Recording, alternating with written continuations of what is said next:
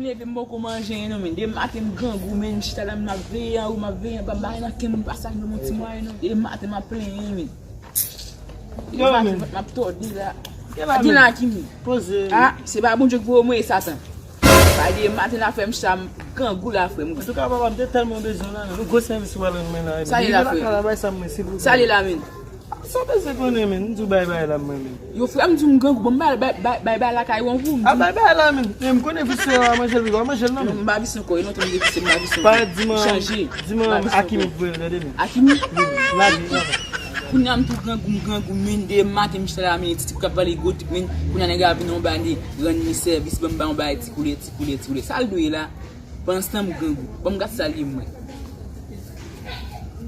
comme oui parce que c'est mafia les acheter en va la suivre moi c'est comme c'est mieux me dit c'est me changer me changer oui comme oui regarde moi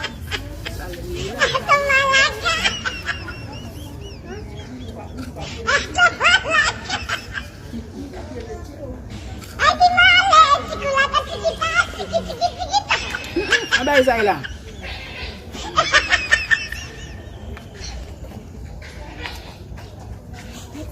Abay Zayla. Oui, man, tu malaise non? C'est de Jésus. Yo men.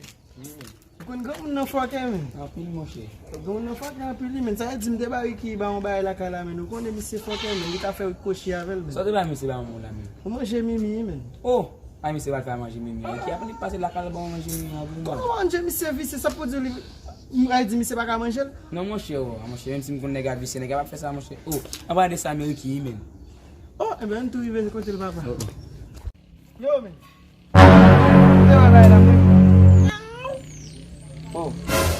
Il a mis manger là non men. C'est le gars manger le bien. Faut manger men. Oh.